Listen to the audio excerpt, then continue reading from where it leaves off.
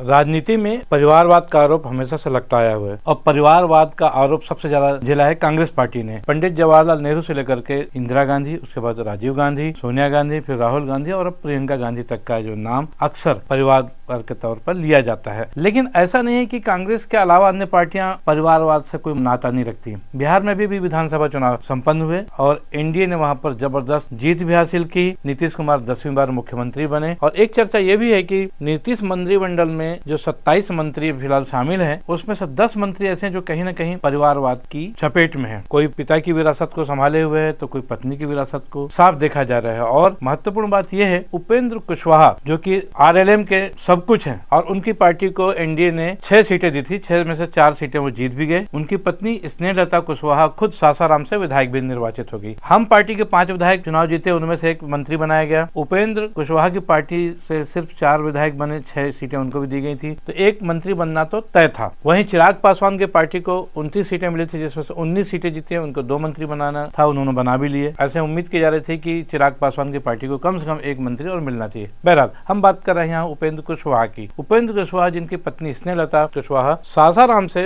विधानसभा तक पहुंच गई। चर्चा ये थी कि स्नेहलता कुशवाहा को मंत्री बनाया जा सकता है, लेकिन ऐन मौके पर एक नया नाम आता है, अब वो है दीपक प्रकाश। जीन्स और टी शर्ट पहने हुए एक लड़का अचानक मंच पर चढ़ता है और मंत्री पद की शपथ लेता है। दीपक प्रकाश को बिहार में पंचायती राज का विभाग भी मिल चुका है, लेकिन जब ये युवक मंत्री पद की शपथ ले रहा था, कई लोग तो उसको पहचानते भी नहीं थे। बाद में पता लगा कि आरएलएम के चीफ उपेंद्र कुशवाहा के बेटे हैं दीपक प्रकाश, जो कि कंप्यूटर इंजीनियर हैं पेशे से, लेकिन वो फिलहाल न तो विधानसभा के सदस्य हैं न विधान परिषद के। तो 4 विधायक जिताने के बाद भी उपेंद्र कुशवाहा ने किसी भी विधायक को इस लायक नहीं समझा कि उन्हें मंत्री बनाया जाए, यहाँ तक कि अपनी पत्नी स्नेहलता कुशवाहा को भी। और ऐन मौके पर जिस तरीके से सोची समझी रणनीति के तहत उन्होंने अपने बेटे को मंत्री बनाया है, वह चर्चा का विषय बन चुका है। उपेंद्र कुशवाहा निसंदेह एक बहुत अच्छे राजनीतिज्ञ हैं। उन्होंने अपने 2 अन्य साथियों को भी दूसरी पार्टियों से टिकट दिलाकर विधानसभा पहुंचा दिया है और ये नाम है जेडीयू के पप्पू वर्मा, जो कि कुर्था से चुनाव लड़े थे।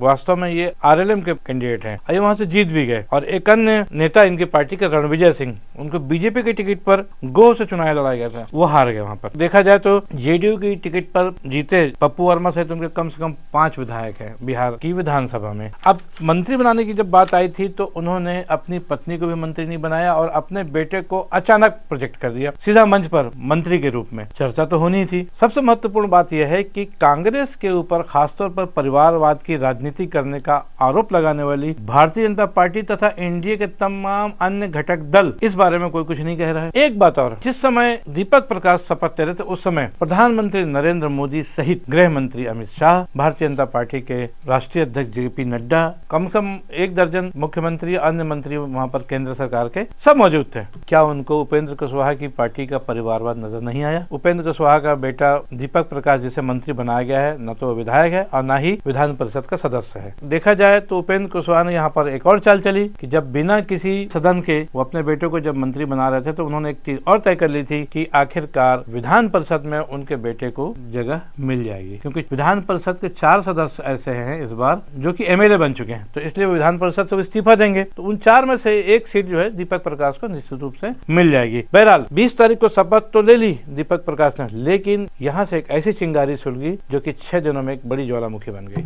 अब वो ऐसी उपेंद्र कुशवाहा की पार्टी में एक तरह से देखा जाए बगावत की आग लग गई और उनकी पार्टी के 7 लोगों ने इस्तीफा दे दिया है 6वें दिन। आपको बताते चलें कि ये 7 सदस्य जो हैं उनमें खास तौर पे उनके जो राष्ट्रीय उपाध्यक्ष जितेंद्र नाथ, उनके अलावा महेंद्र कुशवाहा जो कि प्रदेश अध्यक्ष हैं बिहार के आरएलएम के, राहुल कुमार प्रदेश महासचिव हैं और प्रवक्ता है पार्टी के, राकेश रंजन सिंह जो कि प्रदेश महासचिव हैं और नालंदा जिले के प्रभारी हैं, विपिन कुमार चौरसिया जो कि प्रदेश महासचिव हैं और जमुई के प्रभारी हैं, प्रमोद यादव जो कि प्रदेश महासचिव हैं, उसके साथ ही साथ लखीसराय के प्रभारी हैं, और जो 7वां नाम है वो पप्पू मंडल का है जो कि शेखपुरा के जिला अध्यक्ष हैं। और इन सभी ने सीधा सीधा उपेंद्र कुशवाहा पर परिवारवाद का आरोप लगाते हुए अपने अपने पदों से इस्तीफा दे दिया है। तो निसंदेह उपेंद्र कुशवाहा के लिए ये संकट की घड़ी जरूर है, लेकिन जिस मेजॉरिटी में एनडीए को बहुमत मिला है बिहार विधानसभा चुनाव में, उससे सरकार को किसी किस्म का खतरा नहीं है, क्योंकि 202 सीटें आउट ऑफ 243, 3/4 से भी ऊपर कहा जाए तो गलत नहीं है। तो ऐसा बहुमत बहुत कम पार्टियों को बहुत कम चुनाव में मिलता है, जैसा कि इस बार बिहार में एनडीए गठबंधन को मिला है। बहरहाल परिवारवाद का आरोप लगाने वाले